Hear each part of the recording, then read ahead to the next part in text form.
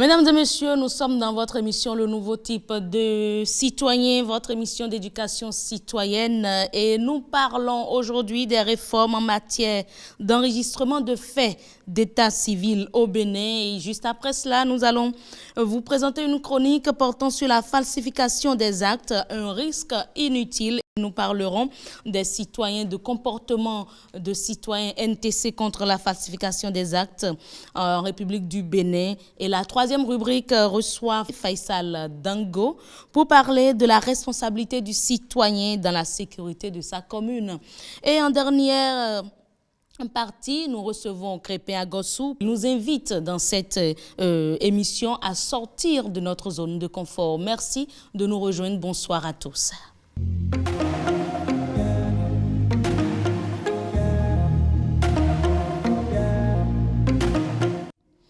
Quelles sont les réformes, mesdames et messieurs, en matière d'enregistrement de faits d'état civil en République du Bénin?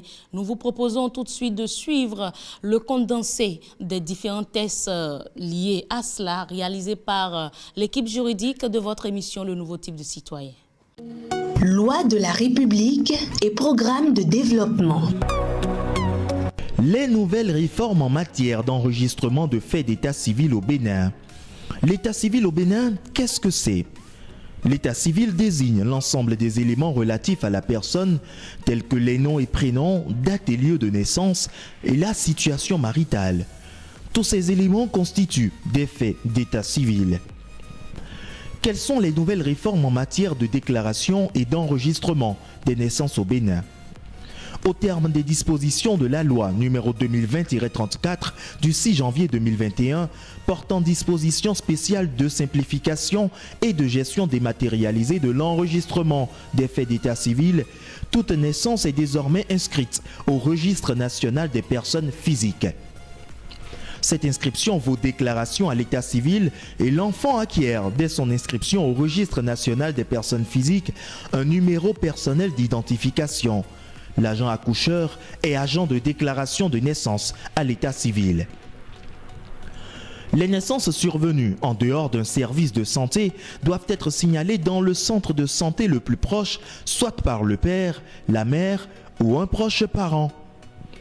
L'enregistrement au registre national des personnes physiques se fait sur la base des pièces de déclaration de naissance, d'actes de mariage des parents ou d'actes de reconnaissance de paternité. La loi fixe le délai de la déclaration de la naissance à 30 jours pour compter de la date de l'accouchement. Quelles sont les nouvelles réformes en matière de déclaration et d'enregistrement des mariages et des divorces? Le mariage célébré conformément aux dispositions du Code des personnes et de la famille est déclaré au registre national des personnes physiques par l'officier de l'état civil l'ayant célébré qui en dresse immédiatement acte qu'il signe et fait signer le formulaire de mariage aux époux. Les décisions définitives de divorce sont enregistrées au registre national des personnes physiques avec les numéros personnels d'identification des conjoints divorcés à la diligence du greffier en chef de la juridiction. Quelles sont les nouvelles réformes en matière de déclaration et d'enregistrement de décès? Tout décès doit être déclaré et enregistré au registre national des personnes physiques et pris en compte au fichier national de l'état civil. La déclaration de décès se fait par les parents du défunt ou par toute autre personne possédant sur son état civil les renseignements nécessaires à son établissement dans un délai de 15 jours pour compter de la date de survenance du décès. L'enregistrement se fait sur présentation de l'attestation de confirmation de décès délivrée par l'officier d'état civil du lieu de décès. Quelles sont les dispositions répressives en cas de fraude dans la gestion de l'état civil? Les manquements aux règles de gestion de l'état civil sont considérés comme étant des infractions et sont réprimés. Ainsi, la déclaration d'un fait d'état civil qui n'a jamais existé est punie d'une peine d'emprisonnement d'1 an à 3 ans et d'une amende allant de 150 000 francs CFA à 250 000 francs ou l'une de ces deux peines seulement. Le fait pour un agent accoucheur de ne pas faire la déclaration prescrite par l'article 1er de la présente loi est puni de 3 mois d'emprisonnement et de 200 000 francs d'amende.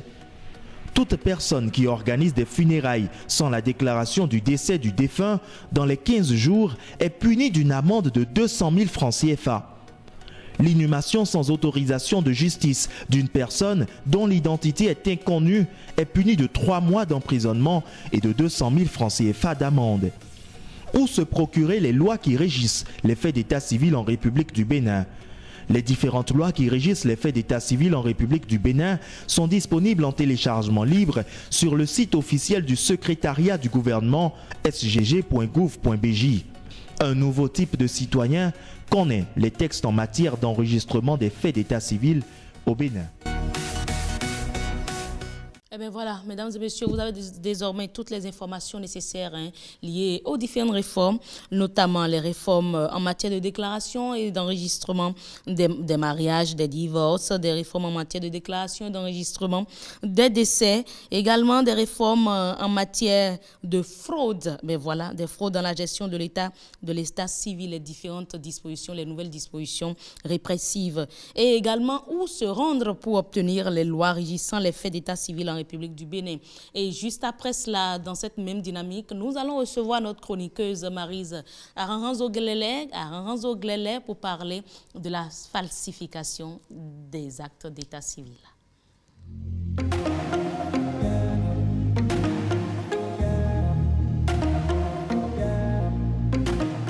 Madame Glele Aranranzo, j'ai toujours dit sur ce plateau Aranranzo Glele, donc c'est rectifié, c'est Glele Aranranzo. Maryse, bonsoir. Bonsoir heureuse, bonsoir chers téléspectateurs et auditeurs. Alors, nous parlons de la falsification des actes, un risque inutile. Oui, bien sûr heureuse, et plusieurs raisons peuvent être évoquées, plusieurs cas également de falsification ou d'utilisation de faux documents peuvent être évoqués. Le premier, c'est quand il s'agit par exemple d'une erreur qui se glisse dans l'enregistrement ou lors de l'enregistrement de l'acte d'état civil, de l'acte originel. Donc, simplement, par exemple, le père s'appelle Winato avec H, H-O-U-I-N-A-T-O, et à l'enregistrement, l'agent d'état civil écrit Winato, O-U-I-N-A-T-O. Ça, c'est une erreur matérielle qui ne dépend pas de l'individu, mais s'il le constate et qu'il ne le rectifie pas, cette erreur et utilise des documents, ça peut lui être préjudiciable, ça peut lui être également opposé.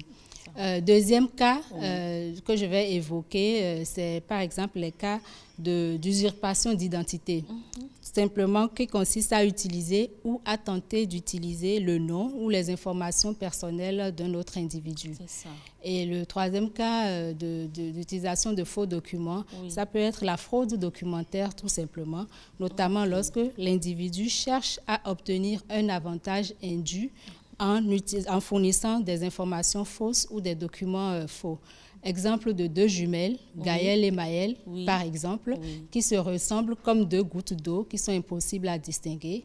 Gaël décède et Maël enregistre le décès en son nom propre à elle et utilise les documents de Gaël pour bénéficier de la pension, pour bénéficier des avantages sociaux qui devaient revenir normalement à sa sœur jumelle qui est décédée. Donc, c'est simplement de la fraude documentaire et quand ça va se découvrir, elle risque gros. C'est ça. Et je pense que je parlais tantôt de votre cas, ça doit être le premier, n'est-ce pas? Oui, le premier. Au lieu de Glele Aranranzo, ou bien au lieu de Aranranzo Glele, c'est mis Glele Au lieu de Glele Aranranzo, parce que mon père, à lui, c'était Glele Aranranzo. Donc, sur notre acte de naissance, pour moi et pour certains de mes frères et sœurs, c'était Aranranzo Glele. On ne s'en est pas rendu compte, on a utilisé jusqu'à un certain moment, jusqu'au moment où un de nos frères a commencé par avoir des difficultés parce qu'on lui a dit qu'il n'était pas le fils de son père.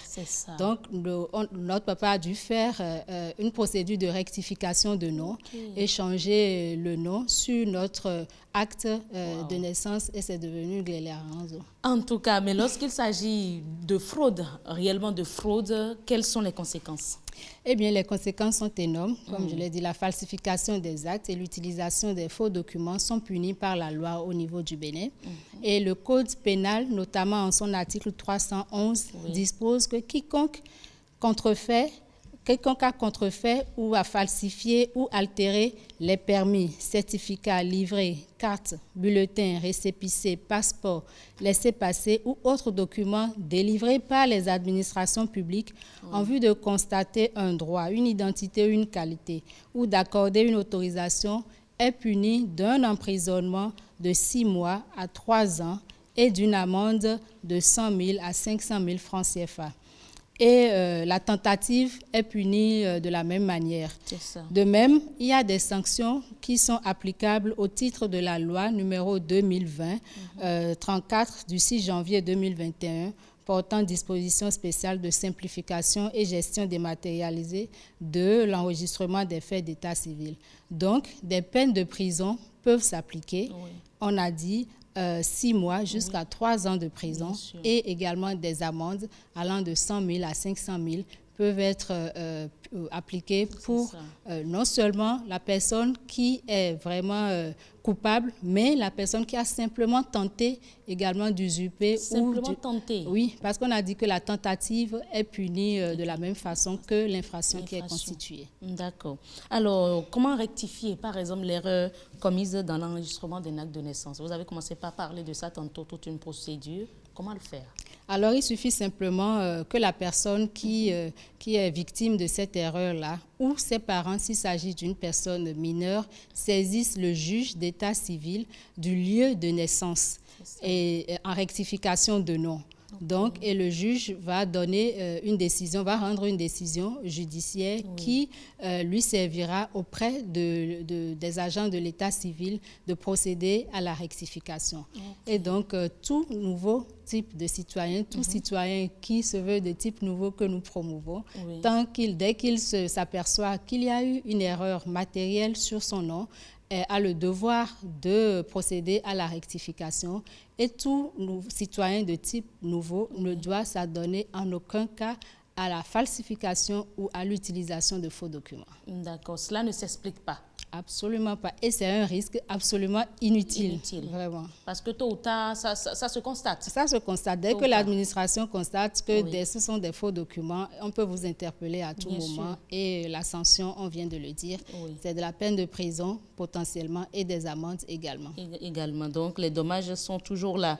Eh bien, voilà, tout nouveau type de citoyen, tout citoyen NTC ne doit être lié à aucune falsification d'actes. C'est un risque inutile, on l'a dit, ce n'est pas nécessaire. Ce n'est pas du tout nécessaire. Alors, mesdames et messieurs, rejoignez-nous sur les réseaux sociaux, Facebook, Twitter, Mouvement NTC, la chaîne YouTube, le site Internet, le mail et le numéro WhatsApp 97 41 42 67.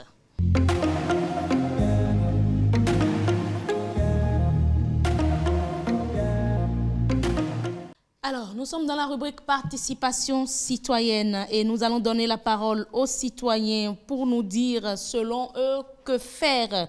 Qu'est-ce qu'il faut dénoncer lorsqu'il s'agit de la sécurité de notre localité? Que devons-nous dénoncer? C'est la première question qui leur a été posée.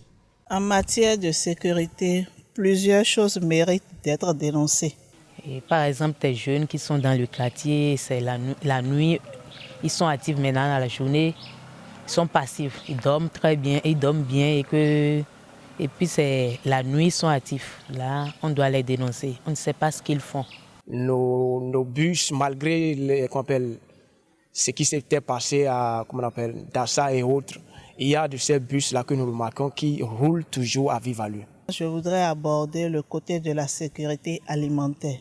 Nous avons aussi des écoles qui sont situées au bord des voies et nombreux sont ces enfants qui doivent traverser. Mais ces écoles ne disposent pas de personnel pour pouvoir aider ces enfants à traverser, ce qui cause aussi des dommages et même des pertes de vie humaine.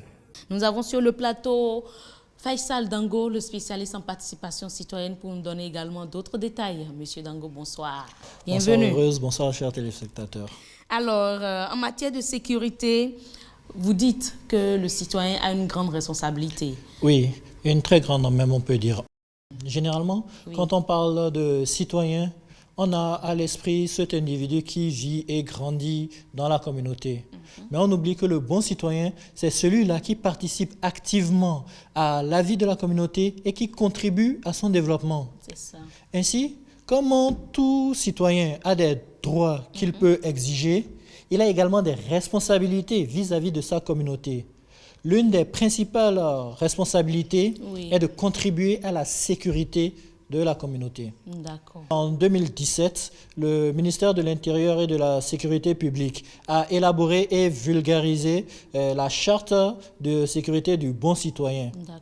Composée d'une quinzaine d'articles, cette charte vise à rappeler à tous les citoyens béninois que c'est nous qui sommes en premier lieu acteurs de notre sécurité individuelle et collective. D'accord. Et quel comportement normalement adopter en tant que citoyen pour la sécurité? Ils ont dit tantôt, selon eux, ce qu'il faut dénoncer pour préserver la sécurité de la communauté. C'est bien de savoir qu'il faut dénoncer. Mais avant de dénoncer, dénoncer quoi et dénoncer où? Donc le citoyen, le nouveau type de citoyen doit avoir le réflexe d'identifier les postes de police et de sapeurs-pompiers de sa localité, ainsi que les numéros utiles pour pouvoir les solliciter en cas de besoin d'intervention. Identifier également les zones d'insécurité de sa localité et les éviter autant faire que se peut, et aussi les dénoncer aux autorités. D'accord.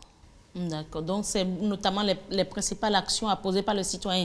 Connaître les numéros des forces de sécurité, des sapeurs-pompiers et autres à contacter au moment opportun. Et connaître également les lieux dits insécuritaires. Au-delà même de connaître les numéros, les lieux où sont les commissariats et les stations de sapeurs-pompiers. Tout citoyen doit connaître ces lieux-là. C'est très important. D'accord. Parce que le numéro, on peut appeler, il ne pourra pas avoir de suite.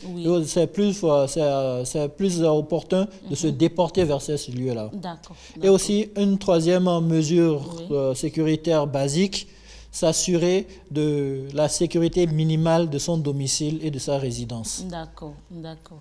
Alors, nous allons retourner le micro aux citoyens parce que c'est bien de dénoncer. Maintenant, quand on dénonce et que les autorités ne réagissent pas, parce que c'est ce que nous avons souvent comme retour. On dénonce, mais bon, on écrit tellement les autorités là, qui normalement doit faire le suivi. Qu'est-ce que vous faites lorsque l'autorité ne réagit pas? On doit faire un plaidoyer et on envoie à la hiérarchie. Je peux toutefois former des groupes de sensibilisation et nous irons vers ces bonnes dames-là et les sensibiliser afin qu'elles prennent garde ou bien qu'elles prennent conscience du tort qu'ils sont en train de causer sur la sécurité alimentaire de la population. Je crois qu'il faut former des groupes activistes, des groupes qui vont dénoncer ou bien qui vont plutôt sensibiliser à travers les réseaux sociaux. La population plus fait des plaidoyers au niveau des autorités, s'organiser aussi pour aider les enfants et les personnes handicapées, les personnes qui ne pourront pas faire cette traversée eux-mêmes. Donc on pourra désigner des personnes en permanence pour pouvoir les aider. Alors, nous avons le spécialiste qui va encore étayer. Certains ont donné des idées quand même intéressantes, mais d'autres ont préféré ne rien faire et attendre que les autorités réagissent en son temps. Mais que faire? Il faut toujours rappeler que la responsabilité de la sécurité incombe premièrement aux citoyens. D'accord. Donc, le citoyen a le devoir de suivre également les plaintes qu'il a déposées. Le numéro vert de la police républicaine, c'est le 166. J'ai entendu dans les voix populistes des gens dire qu'ils ont appelé, il n'y a pas eu de suite. C'est pour ça que c'est important aux citoyens de connaître le poste de police, le commissariat de sa localité. Il peut arriver où il pose son problème dans un commissariat qui n'est pas de sa juridiction, mais le commissariat de sa localité, il doit le connaître et aller là-bas. Une fois qu'il présente ça formellement, son inquiétude à un policier, le policier a le devoir de le faire. Et il n'y a même plus d'excuses à ce niveau-là, sinon ce serait une faute professionnelle imputable au policier. Donc si une fois la dénonciation a été faite et il n'y a pas eu de retour, n'hésitez pas à vous rendre au poste de commissariat pour déposer une plainte formelle, une dénonciation formelle. C'est très important. Et bien là, s'il n'y a pas de suite, que faire? Est-ce qu'il faut remonter? Il faut remonter l'information C'est rare de voir qu'il n'y aura pas de suite dans ces cas-là, mais certes, ça peut arriver. Et il ne faudrait pas forcément remonter l'information, mais faire le suivi. D'accord. Faire le suivi. Et les relancer avec d'autres courriers si possible. Parce que ça peut être en cours de traitement. De traitement, effectivement. Et souvent, au niveau du mouvement NTC, ils disent souvent de leur envoyer la décharge. Voilà. Quand vous déposez le courrier, d'envoyer la décharge, ils pourront faire le suivi avec vous, mais de ne jamais vous lasser de faire le suivi quand les autorités ne réagissent pas. Elles vont forcément réagir tôt ou tard parce que cela dépend de la sécurité de tout un chacun de nous et également de leur sécurité à elles. Merci beaucoup, Faisal Dango, pour votre intervention. Mesdames et messieurs, c'est tout pour la rubrique... C'est bon, c'est terminé. Merci beaucoup. C'est terminé, mesdames et messieurs, pour la rubrique participation citoyenne. Vous avez donc compris, surtout les handgriffes cambistes, il faut préserver sa sécurité. Et là, déjà, les sommes, les fortes sommes et autres, ne plus les garder sur soi pour éviter d'être la cause d'insécurité dans un environnement dans lequel vous vous situez. Voilà entre autres comportements à adopter et ils ont eu à l'évoquer tantôt. Ce sera tout pour cette rubrique, mesdames et messieurs. Nous installons notre expert en changement de mentalité.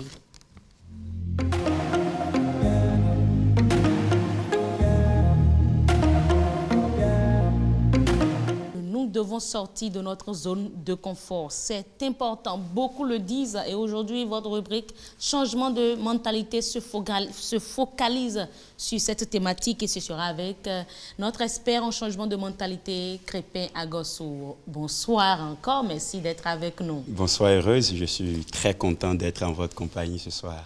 Alors, il nous faut sortir de notre zone de confort. Exactement. Mais pourquoi? Pourquoi, bien sûr.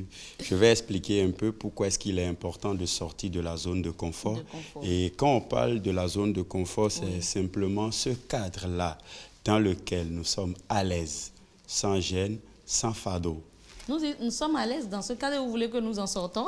Je vais expliquer, je vais être un peu plus clair. D'accord. Lorsque nous sommes dans cette zone de confort, nous sommes appelés à faire des choses auxquelles nous sommes déjà habitués et nous ne prenons plus le risque de défier et de faire de nouvelles choses. Autrement dit, étant dans cette zone, nous sommes toujours satisfaits des choses moyennes, c'est-à-dire nous ne cherchons plus à aller au-delà de nos limites. Et la plupart des êtres humains se sentent à l'aise lorsque rien ne les oblige à effectuer de profonds changements concernant leur vie. Et dans ces conditions, ils tombent dans la routine. Autrement dit, chaque jour, ils font les mêmes choses et ils n'ont pas de l'évolution, ils n'ont pas de progrès. Et vous n'êtes pas sans savoir qu'il n'y a personne sur cette terre qui ne veut pas avoir une bonne vie. Tout le monde cherche la bonne vie, n'est-ce pas? Bien sûr. Donc, pour trouver cette bonne vie, il faut forcément défoncer les portes de la zone de confort. Autrement dit, sortir, aller au-delà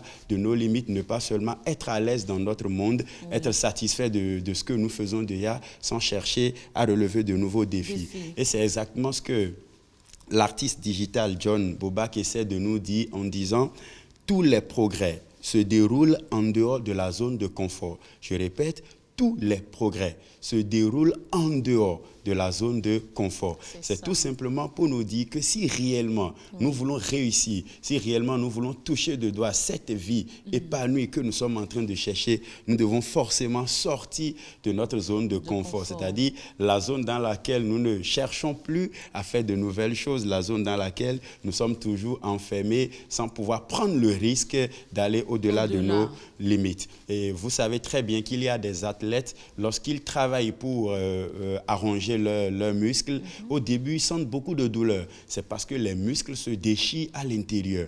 Mais bien qu'ils se sentent inconfortables, ils continuent. Ils ne s'arrêtent pas, mais ils continuent. Et au fur et à mesure que le temps passe, les muscles se forment et ces gens gagnent encore beaucoup plus de force. C'est pour dire, en restant dans la zone de confort, ces athlètes ne peuvent jamais réaliser de nouvelles choses. Mais pour pouvoir préparer leurs muscles pour défier de nouvelles choses, ils sont obligés de supporter la douleur, c'est-à-dire sortir de cette zone où ils sont à l'aise, sans fardeau, sans gêne, pour pouvoir faire de nouvelles choses. Et je vais essayer de rejoindre ce que Albert Einstein a dit. Il dit, la folie, c'est de faire encore et encore les mêmes choses en espérant des résultats différents. La folie, c'est de faire encore et encore les mêmes choses en espérant des résultats différents. C'est-à-dire celui qui est dans sa zone de confort, comme je l'ai dit tout à l'heure, il est toujours satisfait de la moyenne. Il fait toujours les mêmes choses.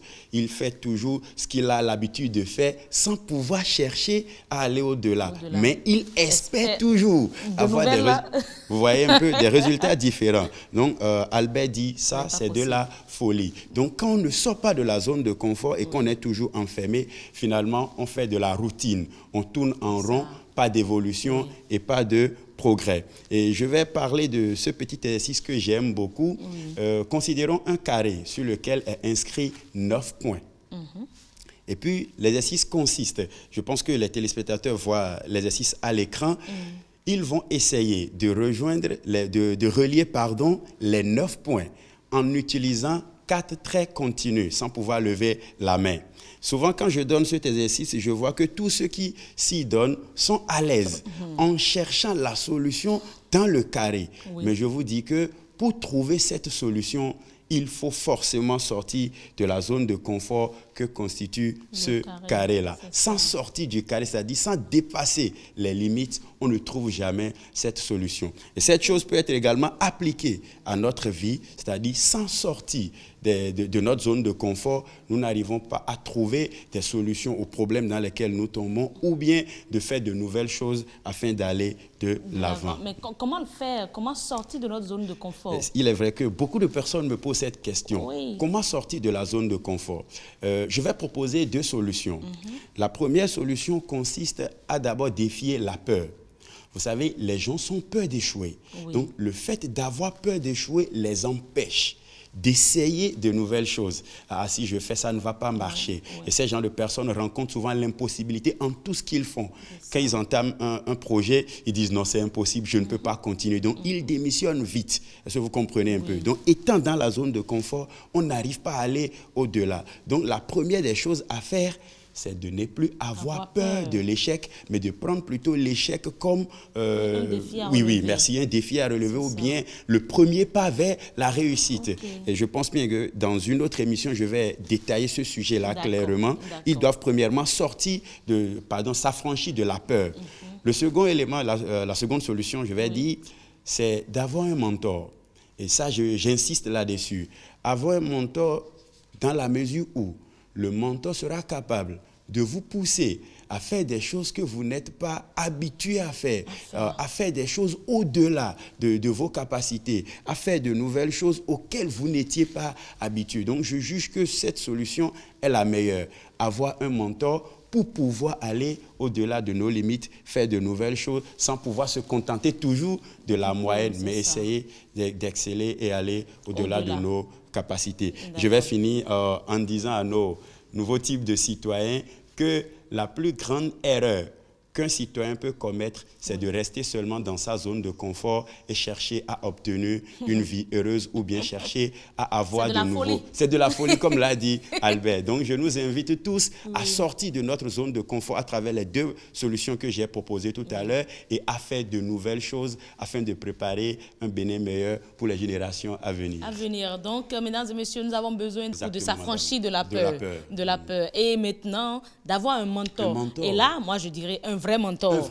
Parce qu'il y a des mentors qui ne sont jamais disponibles pour accompagner les mentis. Donc, c'est un peu compliqué. Merci beaucoup pour cette thématique, Crépin Agossou, sortie de sa zone de confort. C'est bien d'aimer là où on est, de ne pas vouloir faire autre chose. Mais quand on a de la vision, on a envie d'aller au-delà de ce que nous faisons tous les jours. Il faut forcément, coûte que nous sortons de notre zone de confort. Et ce sera tout pour votre émission. Nous vous invitons à nous écrire sur WhatsApp 97 41 42 67, le mail, le site internet, la chaîne YouTube, la page Facebook, le compte Twitter également. Nous avons également Instagram.